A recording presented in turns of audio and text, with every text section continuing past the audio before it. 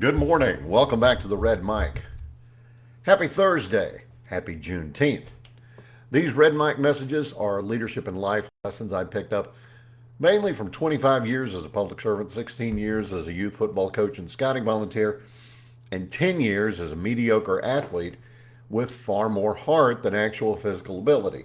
Today's Red Mic message: mistakes, mastery, and the messy middle. Can I get any more M's thrown together in there? Mistakes are going to happen. The mistake itself is usually not what's important, it's what happens next. Now, there are mistakes that you can't recover from. Those are rare, though. There are mistakes that will sink careers, end up on the front page. Uh, the one that springs to mind is the lady who made an offensive tweet, then got on a plane, and by the time she got to Europe, her career was blown up. I wish I had more details than that. It's been a while. Um, I'm talking more about the everyday kind of mistakes. The things that happen when you're new, when you're working under pressure, beating a deadline, or you're just pushing yourself to get up to the next level.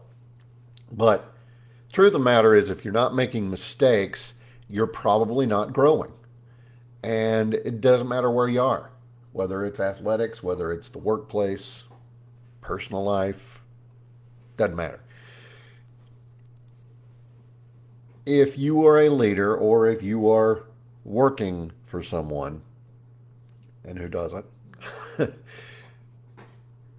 leaders should treat mistakes as part of the learning process. Yeah, you acknowledge the mistake, you woodshed them if you need to, but you have to create an environment where people are not afraid to try things that are outside their comfort zone, things that they're not used to doing.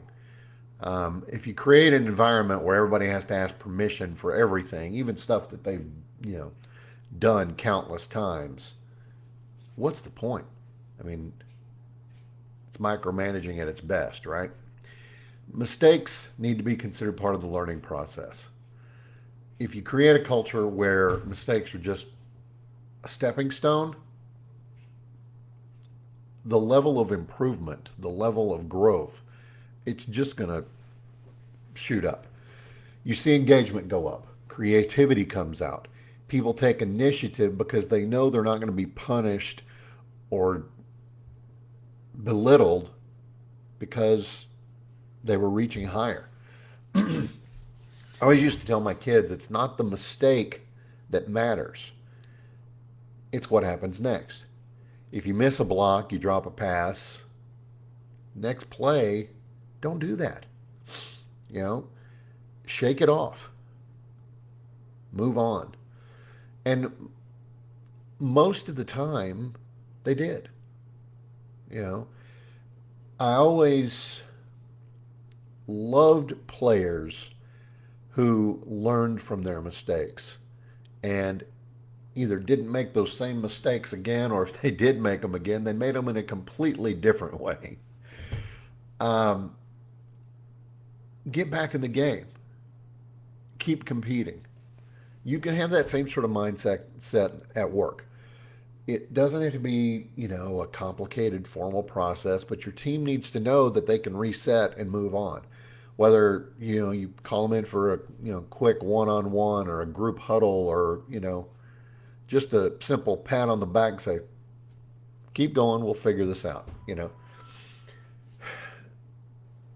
It's those kind of moments, short, steady, grounded in reality.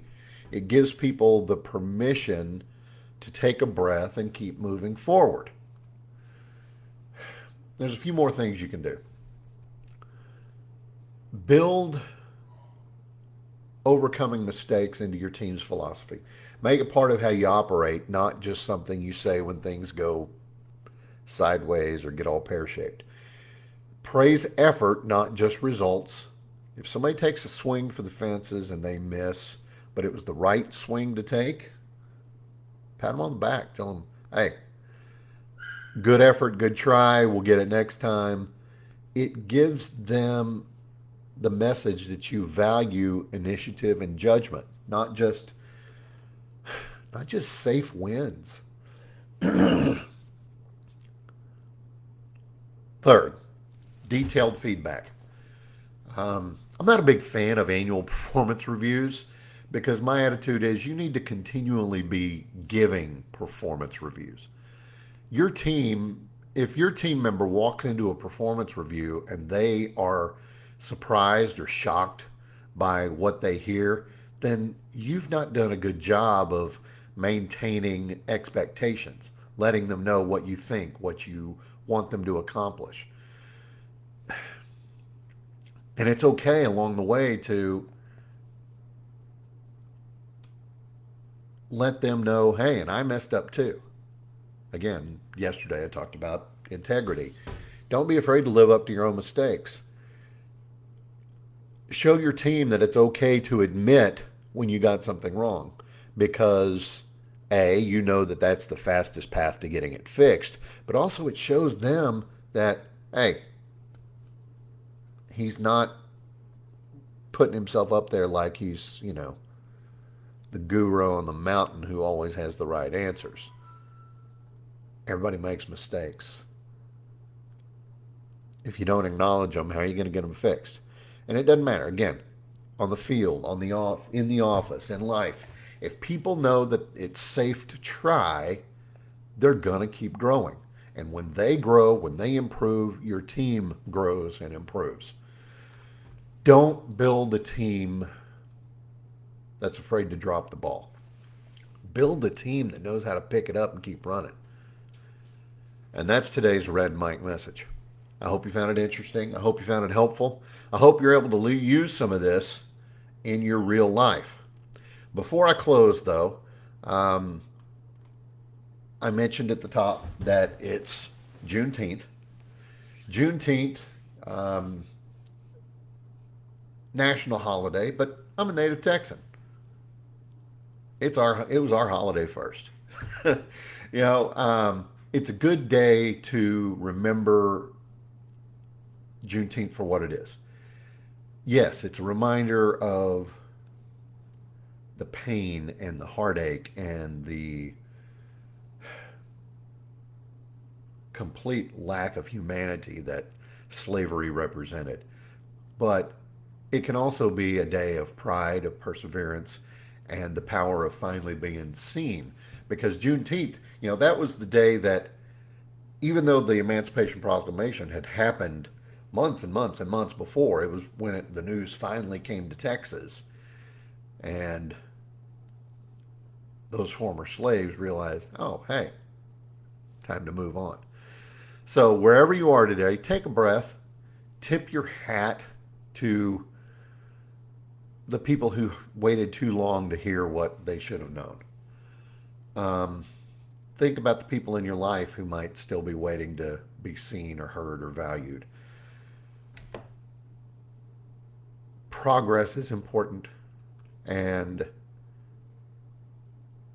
recognizing that progress is an important thing. So, happy Juneteenth, y'all. I'll see you tomorrow. Thanks for being here. Don't forget, as always, life is short. Drink the bourbon.